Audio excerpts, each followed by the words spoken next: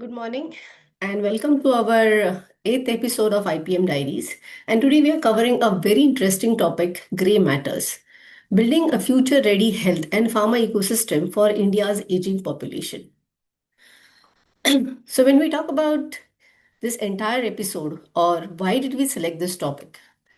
India is entering a demographic shift that will reshape demand patterns across healthcare, finance, insurance, and consumer services. The population aged 60 plus is rising rapidly, driving greater demand for chronic management, long term care, and assistive devices, age friendly housing, and fintech solutions tailored to older adults. This episode of IPM Diaries benchmarks India's maturing demographics against developed countries and current readiness to meet the associated shifts in relevant sectors. This also enables tapping opportunities in products and service sectors that will gain prominence to cater the need of the changing demographics of the country. So, what we have done is we have divided this entire session into three different parts. The first section looks into the healthcare demographics, a long term trend, impact of the changing demographics, challenges and opportunities, and benchmarking with developed nations, and what lessons we have to learn from the developed nations. Then we looked at the impact of changing demographics on healthcare patterns and markets, changing health dynamics in silver years, healthcare consumption trends, forecast till 2050, and drivers of health for the silver generation. And the last section, we look at the broader strategies of healthcare specialists and centers that are there to cater the needs, healthcare needs of this population, the social security schemes, the senior citizen living, and how do we leverage the skills of this generation. Coming to the first section, we look at the long term trend of the healthcare demographics. Now, what I have done over here is we have looked at how the demography and the population of the country has changed over years, the composition, how it has changed. We have looked at almost 2 centuries, starting from 1900 till to 2100. So, till 2025, we have the actual data and we have projected the data for the rest of the years, looking at the trends, the global, the local trends as well. So when we look at, let us study this entire 2 centuries into section 50 years each. So if we were to look at the initial years from 1900 to 1950, what do we see is that the population, okay, let me first explain the table, what this table is. We have, this is the years, this is the population of the country in different years. This is the population growth rate. And this is the population in millions of the 60 plus years of age people. And this is the population of the percent population, or how much do these 60 plus year generation contribute to the overall population, and what is the reason for this trend. So what we see is in the initial years, the population growth rate was slow. And then the contribution of the 60 plus age group was relatively less. It was around 5% to 6%, not more. In fact, if you see over here, there is a stagnation in population growth. When I try to understand what happened between 1910 and to 1920 for this to happen, there was an influenza pandemic in 1918 that took a toll of many lives, because of which the population growth in this decade was almost zero. So, why we see these trends is for these reasons. Of course, there was a gradual improvement in the control of epidemics, because of which in the later years we are seeing a double digit population growth. Next, we come to the time period between 1950 to 200 to 2000. Over here, if you see the population growth, it is double digit across all the 5 years that we are considering. Now, if you look at why this may be happening or why this may have happened, there were gradual steps taken post independence in public health. Medical infrastructure and health programs were also developed to ensure healthy living for all. And gradually, the aging trend catches up. So, where in the earlier 50 years, where the 60 plus population was contributing to 5%, by 2000, it came to around 7.5%. Also, if you look in these years between 1970, 80, and 90, the population growth seen was the highest. Then we come to 2000 to 2050. Now, over here, we have actual data for this time period and we have projected data for the rest time period. So, what you see in asterisk over here is the projected data. If you see over here, the contribution of the 60 plus population in this time period has actually moved from 8.5% to today it is between 10% to 11%. And what we see in the next 3 decades, it's actually going to be around 20-21%. Now, why this may be happening is there is improvement in longevity, there is increase in the dependency ratio in the aging society, and there is an increase in the healthcare strain that is happening. Okay, this is a result of why it is happening, but then there is genuine improvement in the longevity. As we go ahead in the presentation, we are looking at what was the life expectancy in the early years before independence and what is the life expectancy today. There is a marked improvement because of which the Indian population lives a longer life today. Coming to the next 50 years, from 2050 to 2100, this is a completely projected data. What happens and how does the population demographics look like? Now, what we are seeing over here is in this period, the population growth is actually declining. And if you see, India is supposed to reach its peak population somewhere until 2070. And after 2070, there will be a decline in the population. Now, when we are seeing this decline in the population, it is also accompanied by increase in the contribution of the 60 plus age group. So basically, we will be having further improvement in longevity. We'll be having a stable, elderly heavy society. Health and pension systems would be under pressure. And why does this contribution of the 60 plus population increase is one of the reasons also would be declining childbirth rates. Now, as the cost of living starts getting higher, people would prefer to have one child, or there may be a no child adoption, which many of the couples may prefer today. So if I were to summarize the entire thing and look at, this entire trend, how does it look? Is it closer to the developed nations today? What I've done over here is I have taken all the years starting from 1900 to 2100, where the 60 plus contribution age group population was 5% in 1900. By 2100, it will be almost 31%. And this is almost closer to where the different developed nations stand today. This is almost close to where Japan stands today. And 18 to 19% is somewhere where almost majority of the developed nations have it today. Now, it's not just this type of population dependency. There is a dependency ratio also that needs to be studied across the different years. So if you see the working population that was there in the country in 1900 was close to 50 to 55%. And these categories, less than 18 years and greater than 60 years, are the ones which we categorize as the dependent population who are still not actively working. And we look at the dependency ratio, which is around 49% or 50% in 1900. It is more skewed towards the younger population. In 1950 as well, we have close to 60% of the population which is working. Dependency ratio slightly comes down, but it is more skewed towards the younger population. In 2000, the working population actually increases. It's around 62%. Dependency ratio close to 40%, still more skewed towards the younger generation.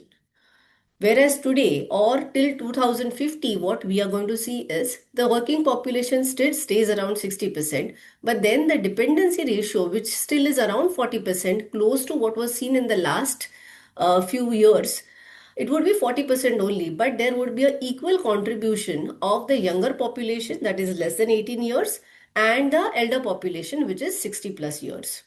What happens by 2100 is while the working population or the percent of the working population is closer to what we were in 1900, the skew of dependency now becomes more towards the senior population.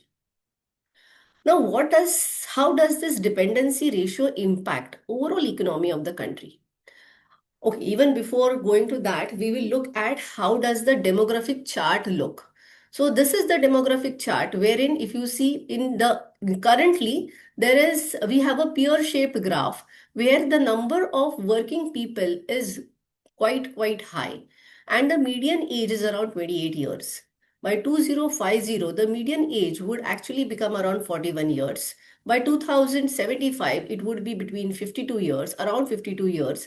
And over here, it would be around 58 years. In fact, this is the demographic chart which we would see for Japan today, and this is what would be coming to us in another, I would say, a few decades down the line.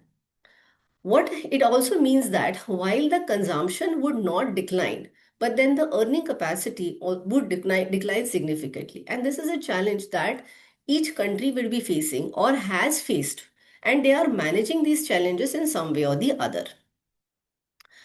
Now, the outcome of increased the dependency ratio on the silver generation is the fiscal pressure on governments. There's higher spending required on healthcare, pensions, social security, geriatric care, education, and welfare schemes. Also, be lowering of per capita tax revenues because the working population would be shrinking. Labor force constraints. There would be shortage of work age individuals, which would reduce the productivity, economic output, and innovation capacity. Also, maintaining the high growth rates without expanding labor participation or migration would be difficult. Rising healthcare and long-term care demand would increase. Elderly dependency increases burden on the healthcare infrastructure. There is a greater need for managing chronic diseases, geriatric specialists, home health care, and palliative care.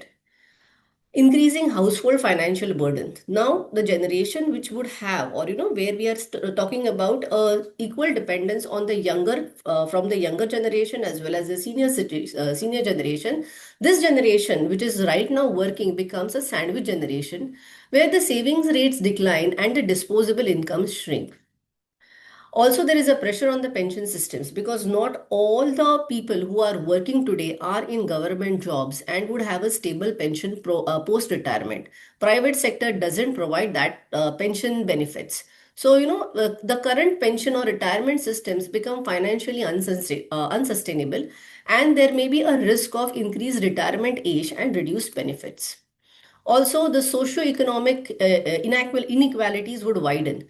Low-income families would struggle more to support dependents, and for earning to support the dependents, there would be a significant migration happening from the rural areas to the urban areas.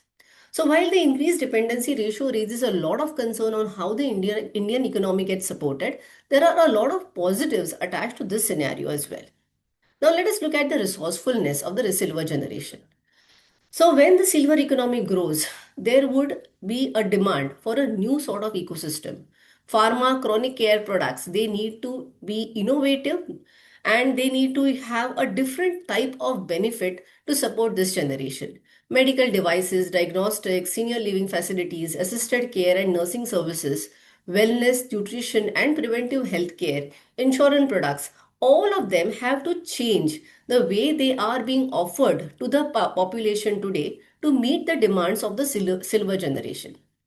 Innovation in healthcare and technology, AI driven health monitoring, telemedicine, smart homes, fall detection systems, all things which are tech plus healthcare driven would actually gain a lot of significance then.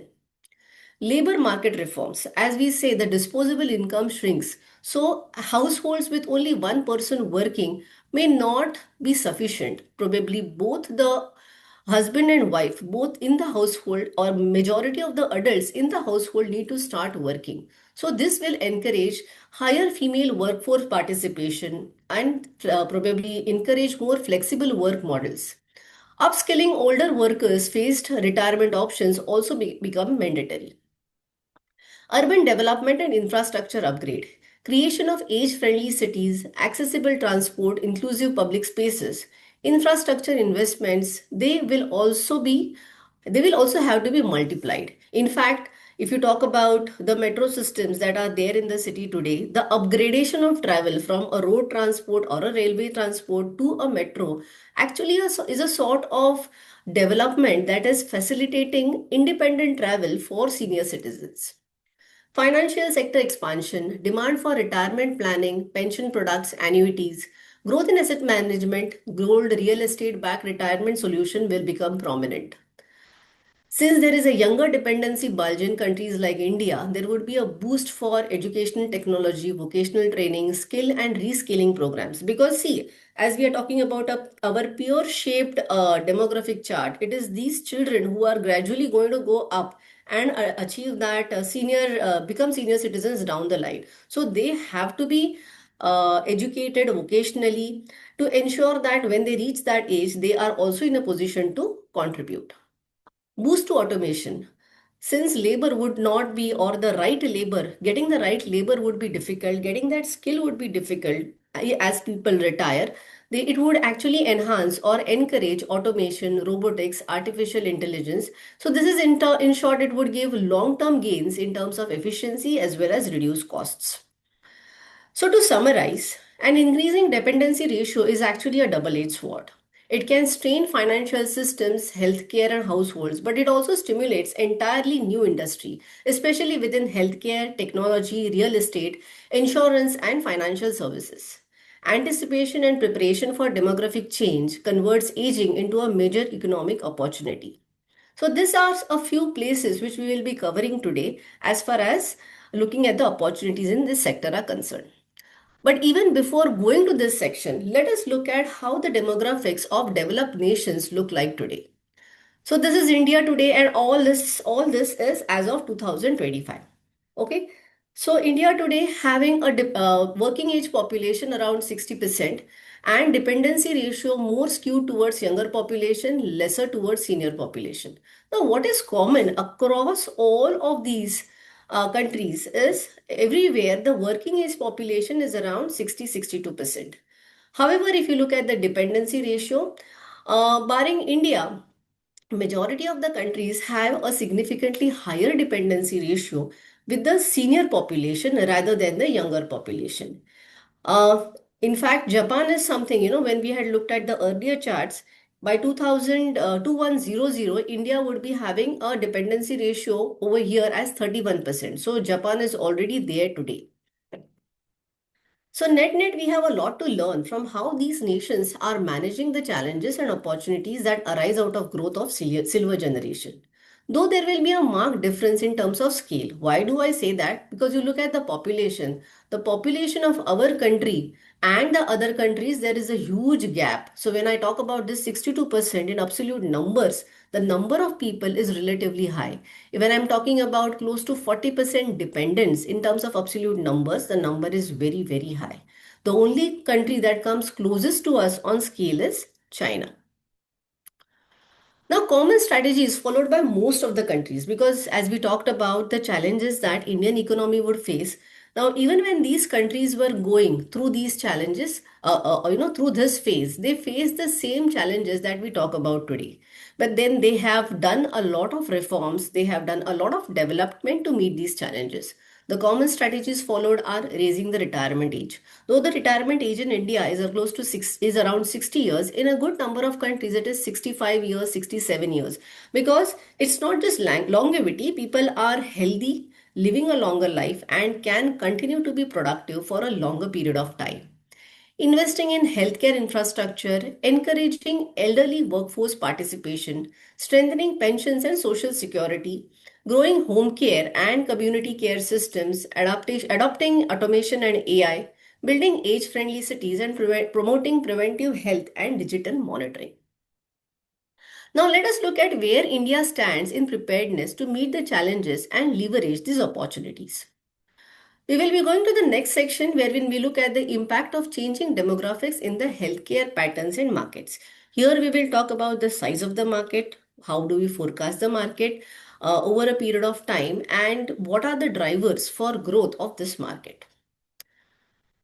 Even before I go to the numbers, let us look at why would I be saying the market will be growing in so and so direction. For that, first we need to look at the core changes in body mechanism due to aging. So what are the different effects? Now, this is a very broad and a very top level flow chart that I have given. The major changes are decline in anabolic hormones and there is a habitual decline in physical activity. In fact, a habitual decline in mental activity as well.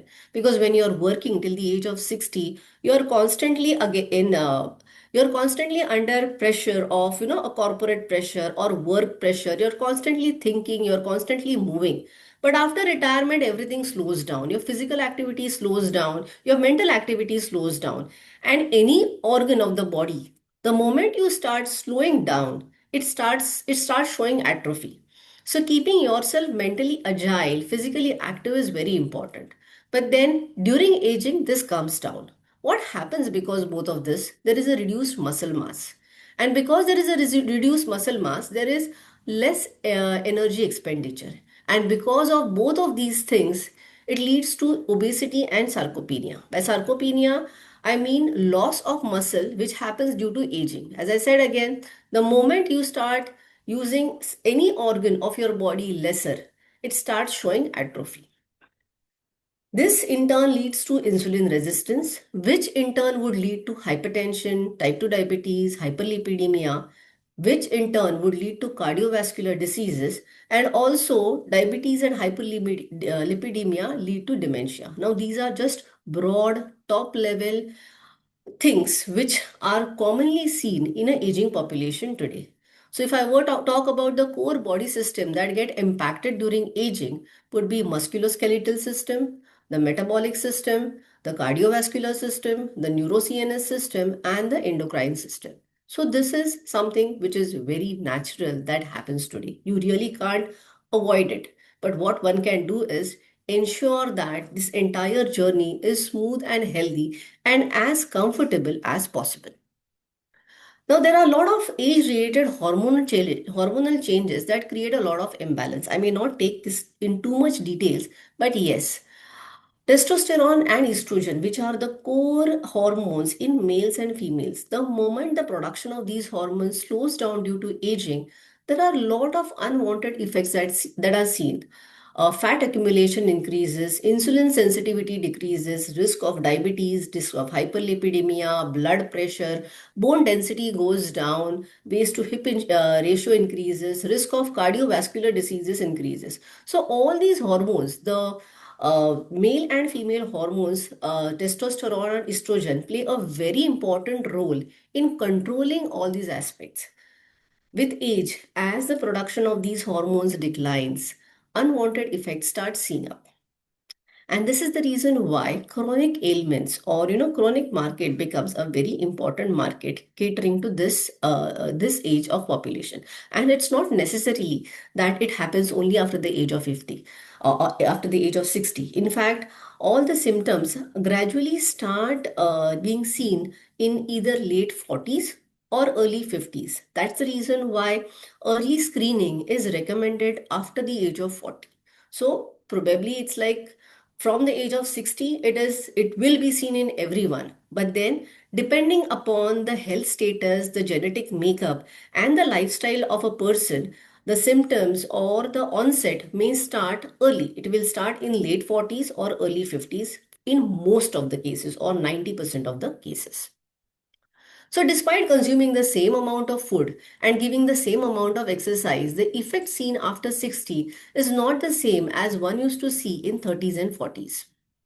So, common age related conditions, because of this entire impact, what we have done is we have broadly categorized. Now, this is a very broad category. There may be many more age related conditions, but in this webinar, we couldn't cover all of them.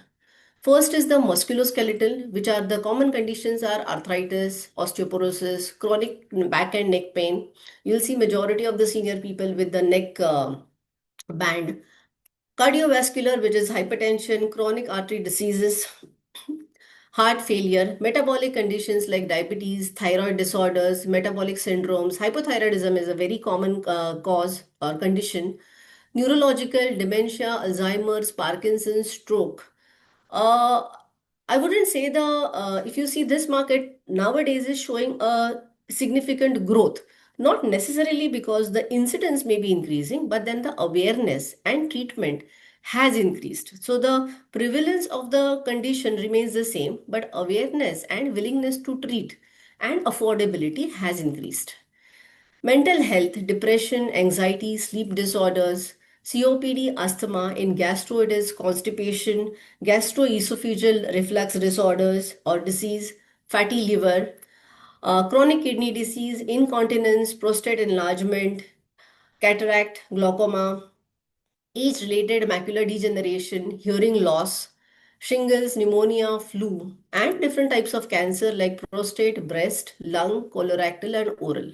So these are the common age-related conditions which are usually seen in the senior population. But then today's senior population also manages to meet all these challenges. How? One is the drug supplements, second is regular screening and annual body checkups. They really help to detect all these conditions at a very early stage. As I said again, the onset doesn't happen at the age of 60. It starts happening in late 40s or early 50s. So regular screening and annual body checkups in late 40s or early 50s really helps. Focus on physical activity, focus on mental agility, and also entry of AI and digitization. This also has helped to ensure that this silver generation stays healthy, active, and happy for the rest of the decades. Now let us come to the numbers. What I will just explain to you how we have gone ahead. I don't say I am 100% perfect, but then this is a direction with some amount of assumptions which are in line with what may be happening. So this is the actual data. So we capture sales happening in the Indian pharma market, and this is the value of the Indian pharma market today.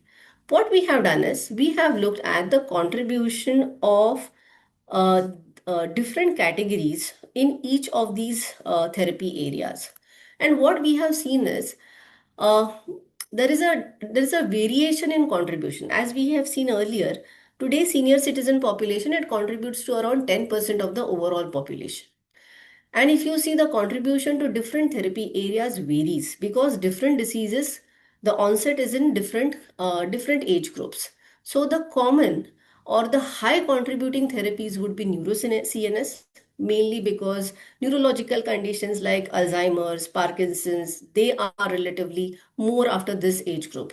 Then we have urology. Again, you see chronic kidney diseases, incontinence, prostate cancer. These are common conditions and very common seen after a particular age group.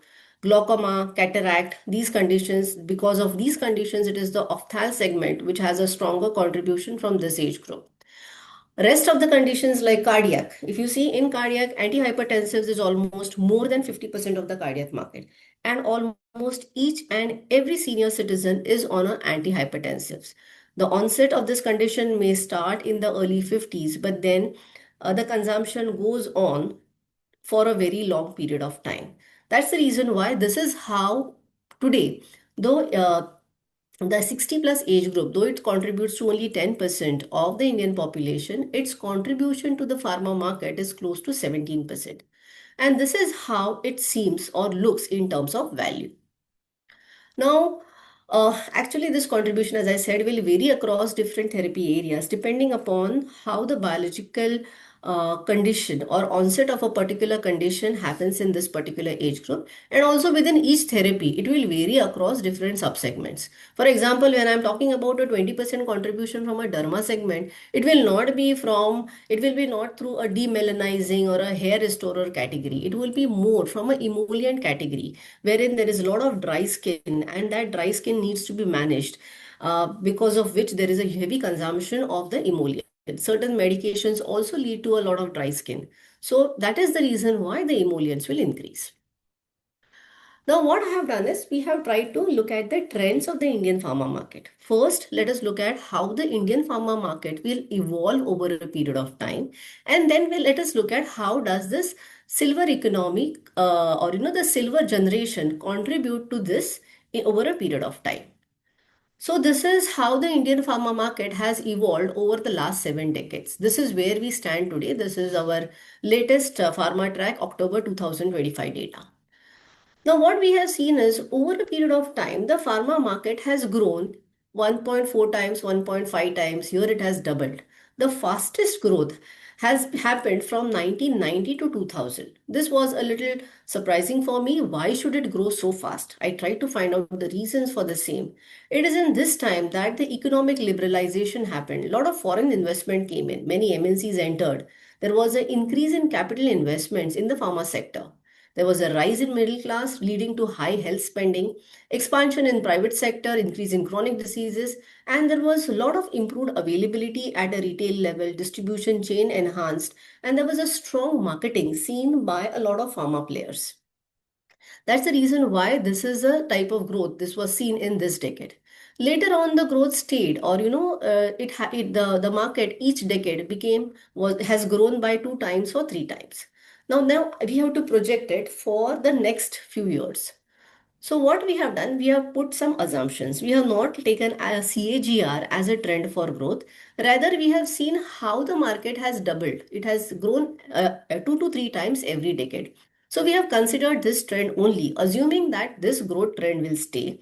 And as the base becomes bigger over a period of time, we have reduced the multiplier. So based on that, we expect the pharma market to reach this number by 2050. This is the assumption. Again, as I said, these are my assumptions looking at how the market has behaved so far in the past.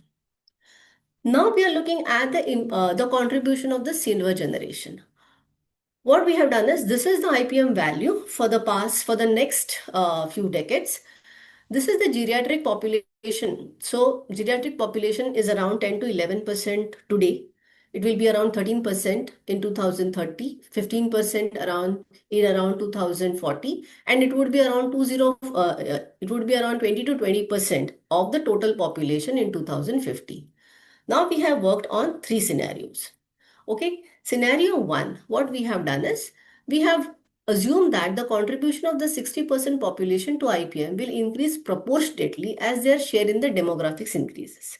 So, what I mean by this is 10 to 11% of the population contributes to 70% of the IP, 17% of the IPM.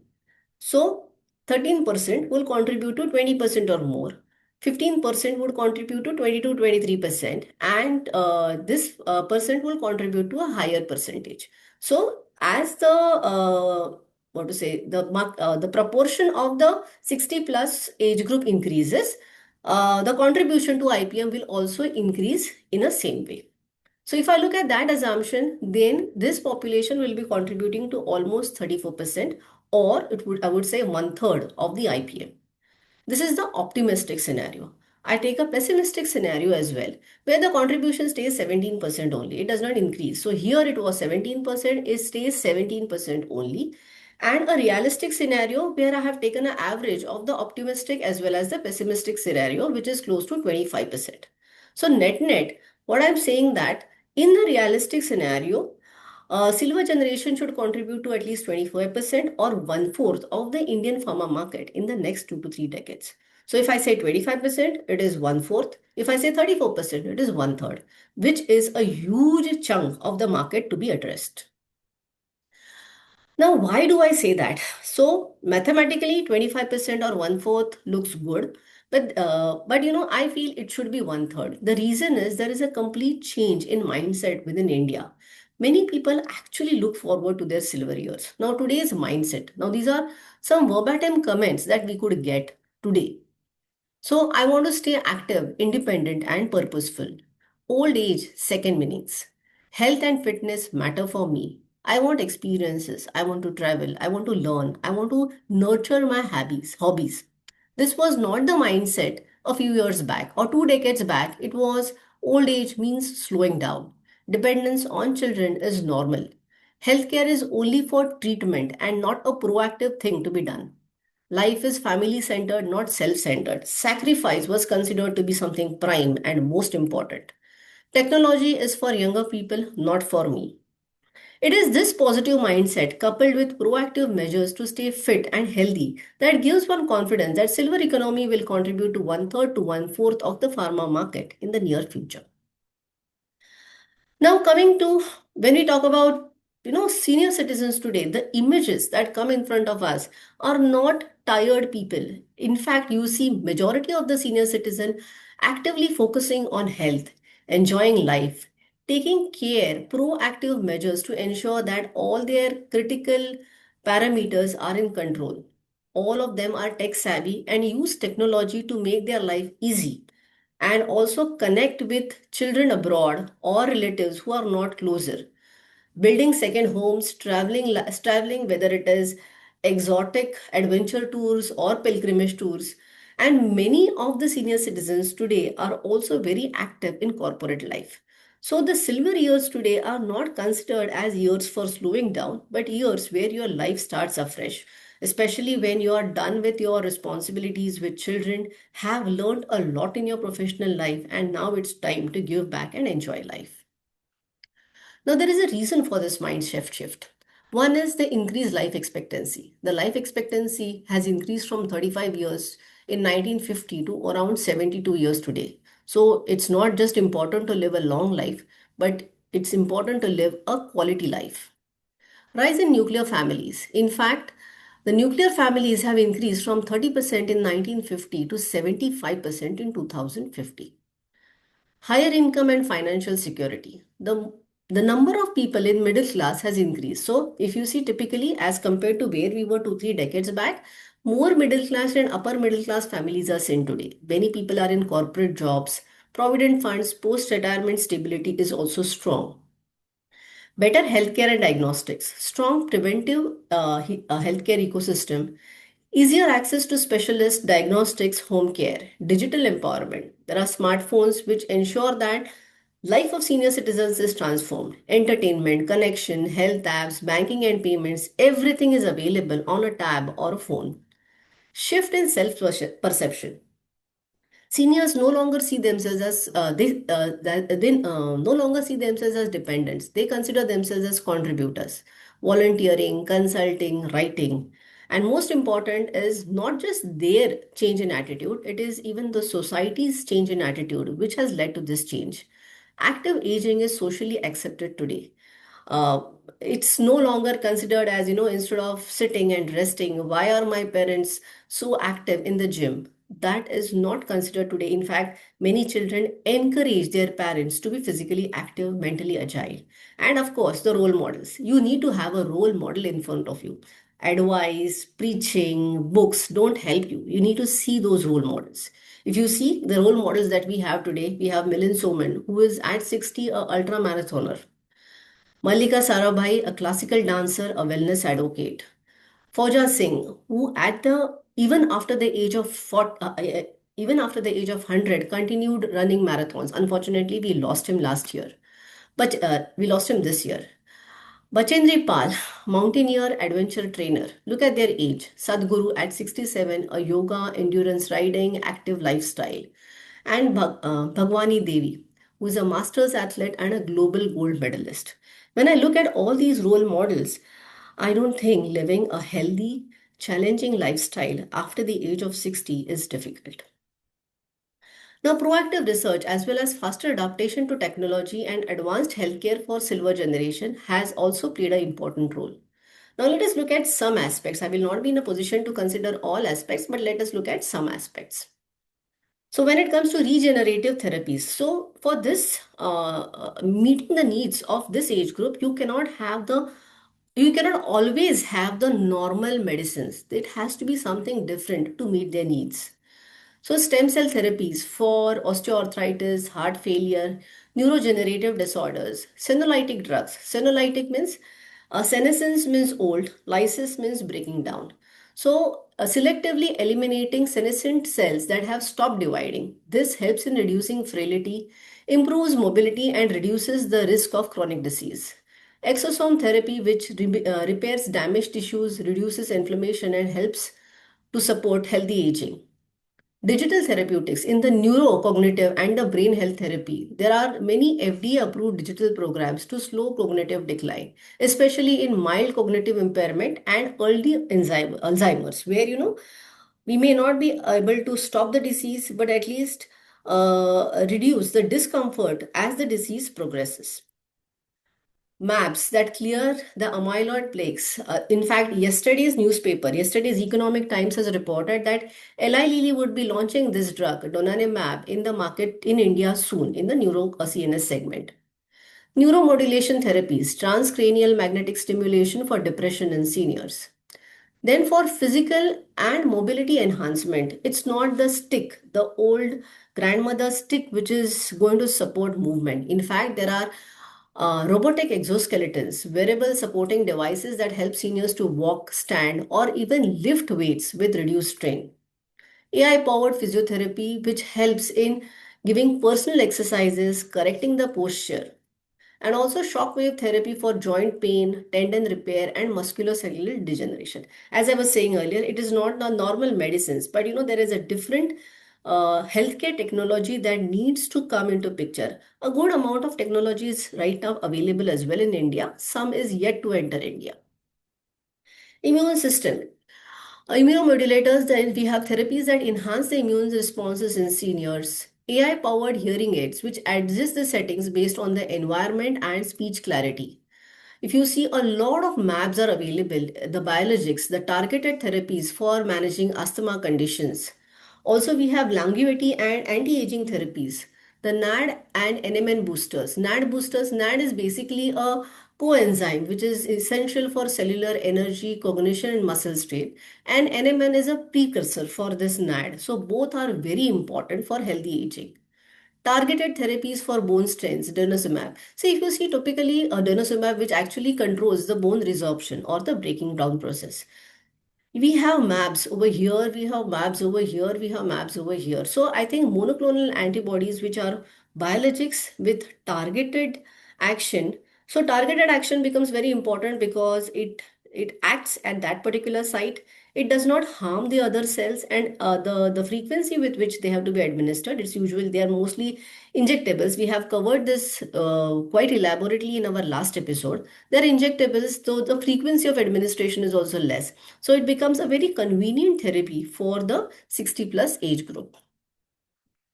Then we also look at the role of AI and digitization in helping senior citizens. So when it comes to AI, somehow we used to feel that the older generation will not be in a position to be so tech savvy. It's only the Gen Z who can manage it. Not really. There are a lot of AI-driven healthcare monitoring devices, wearables which track heart rate. We usually feel that it is the people who are go for jogging, gym, they are the ones who use them, but it is very popular among the senior citizens. Predictive AI alerts for caregivers, so that the doctors, the caregivers are given an alert that there is some problem happening, and a proactive action can be taken. Safety and independence at home, smart home devices, Alexa, Google Home, they are not just for the younger generation, but then they provide a lot of help to senior citizens. In fact, I have seen a good number of senior citizens who have those alarms, 1 o'clock, time to drink water, or 3 o'clock, time for this particular medicine. These alarms are actually helping the senior citizens who may miss some doses of their medicines.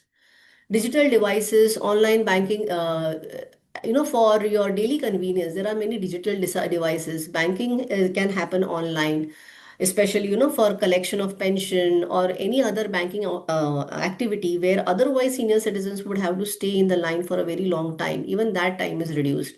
Blinkit, Swiggy, medicines, for medicines or groceries, it has simplified daily life.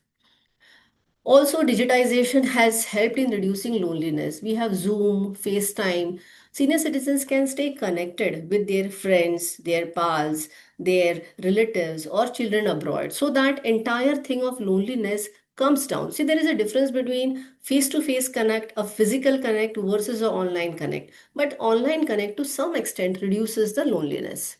Also, as I said earlier, any part of your body, the moment you start using it less, it atrophies. So brain function, the brain has to be kept very active to ensure that Alzheimer's, Parkinson's doesn't catch up. So there are a lot of brain training app, memory and cognitive games, digital learning. In fact, senior citizens who would like to learn newer skills, talents, today they really don't have to go to any institution. There are so many YouTube channels that can provide you this training. And also financial and administrative ease. AI driven fraud protection is there. Banking app, they detect suspicious activities. So life is made easy. So technology advancement has played a major role in strengthening the independence of senior citizens. And today senior citizens are not shy. They do not shy away from getting tech savvy. In fact, it is very important that each and every senior citizen becomes tech savvy. Now, this was about the impact of changing demographics, and the last section, which are we are looking at the broader strategies where we look at the healthcare specialists and centers. While if you see typically geriatricians are the doctors who take care of the geriatric population. Unfortunately, as on today, India has only 300 to 350 qualified geriatricians and a very few MD geriatric medicine seats. There are only 31 seats across 9 medical colleges. There are close to 507 doctors who are called as geriatrics. So they may not have that qualification as a geriatrician, but they do take care of diseases or ailments of geriatrics.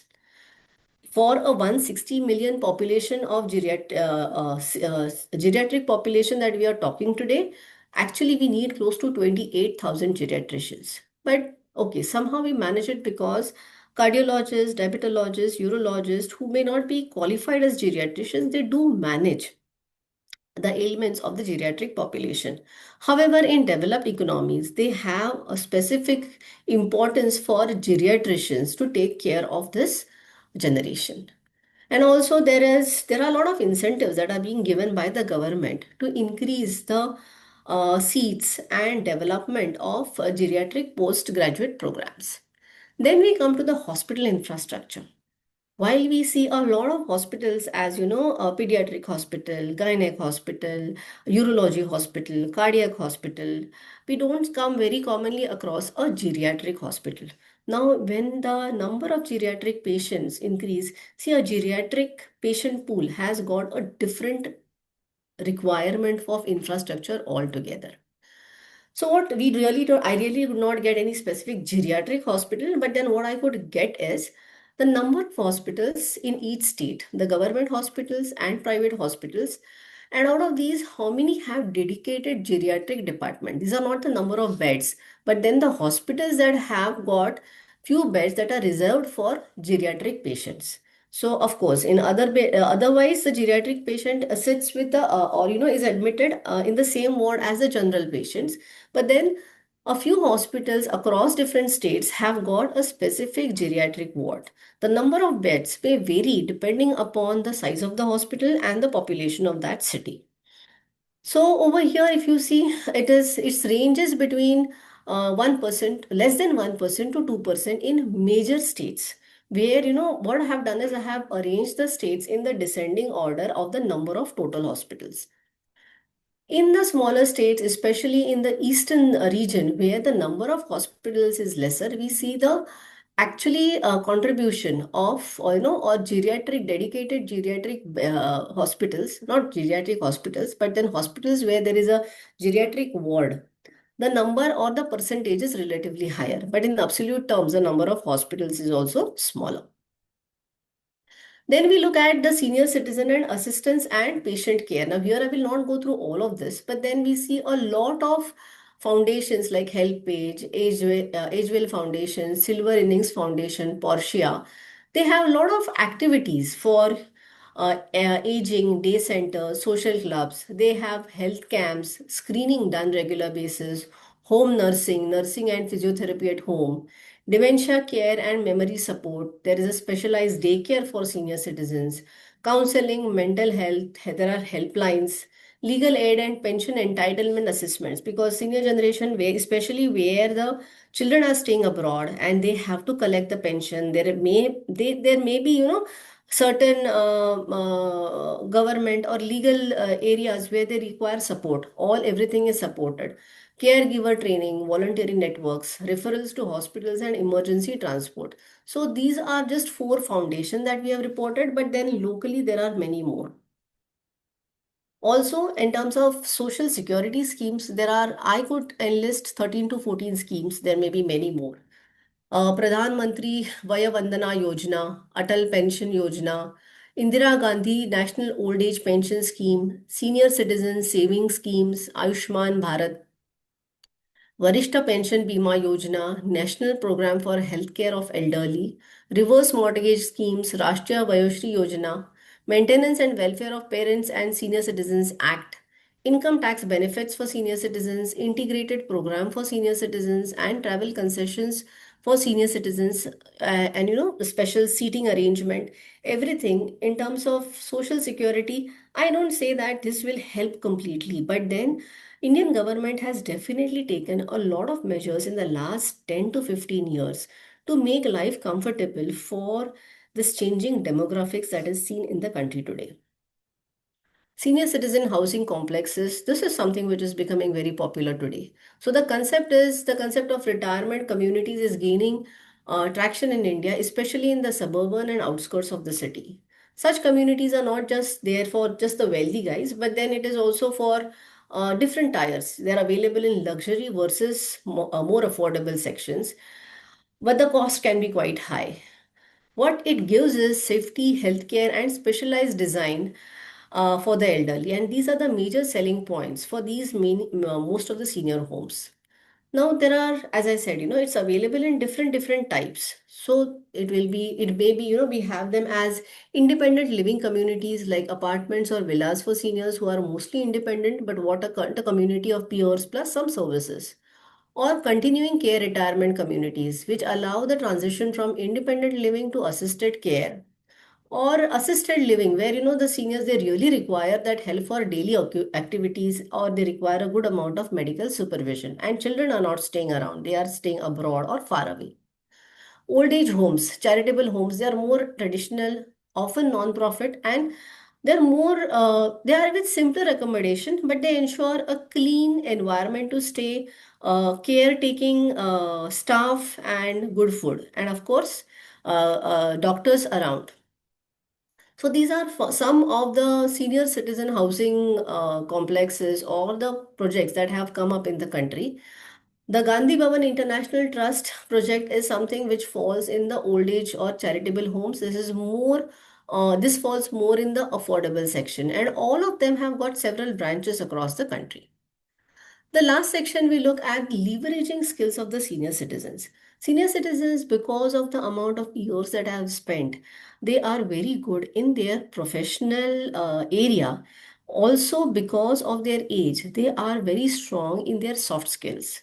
Managing people, having that understanding in the younger generation, understanding their mindset is something which is they are very strong at, and they are the most sought after. This is the most sought after community in areas like health and wellness, the gig economy, not necessarily the transport one, but then wherever you require certain help for some period of time, education industry, retail industry, NGOs, financial institutions, hospitality and tourism, business consultancy and advisory services, pet care, home services, facility maintenance, property management, and delivery and transportation. They may not be given a very hectic role or a hectic profile, but then, yes, these skills can be definitely used in these areas where you really don't have to spend 8 to 9 hours, but 3 to 4 hours dedicated help is needed, and the senior citizens can provide them. In this table, I have tried to make it a little more constructed. The skill sets, when it comes to different types, we have taken it as when it comes to knowledge and experience based jobs, we have consulting and advisory roles, mentoring, training, teaching, and office based support. Semi skilled jobs, we have clerical administrative job, retail and sales support jobs, or supervisory roles. Community and social sector roles like NGO or CSR support, elder caregiver, counselor, awareness and peer education. Then we have digital and remote jobs like online tutoring, content writing, editing, data entry, customer interaction, call support, or some home-based services like pickle making, tailoring, tutoring, or enterprise, something in rural employment, or other roles like volunteering, being in advisory roles in tourism and cultural volunteering. So basically, we are the ones who know our culture better. We are the ones, as the senior citizens move up, they have lot of time to keep the younger generation educated about the culture and ensuring that the story of our culture moves from one generation to another. So, this was most about it. So, to summarize, today for India, gray really matters. Changing demographics necessitates proactive development of infrastructure and strategies to synergistically tap the silver economy. Positive mindset empowers the senior generation to live healthy and happy decades ahead. R&D in healthcare, IT, fintech, infrastructure, devices, and other allied industries need to gear up to meet the needs of this section of the country, as it has a tremendous potential to consume the same. So this was about it, and kindly send us your feedback on this edition of IPM Diaries. The core authors for this IPM Diaries are Sheetal, myself, Pari, Fatima Latif, Preksha Sonigra, and Sudhesh Korgaonkar. These are my team members from the Pharmarack commercial team who have put in a lot of efforts in researching the entire subject and bringing to you. Also, IPM Diaries is an initiative from Pharmarack that focuses on uh, strategic actions that have driven the exponential growth of the Indian pharma market. These are some of the episodes that we have had so far. We have had, this is the eighth episode, and these are the earlier seven episodes. If you have missed any of them, you can connect me or write to me on this email ID. We'll ensure that you get access of the same. Thank you so much for joining today and have a nice day ahead.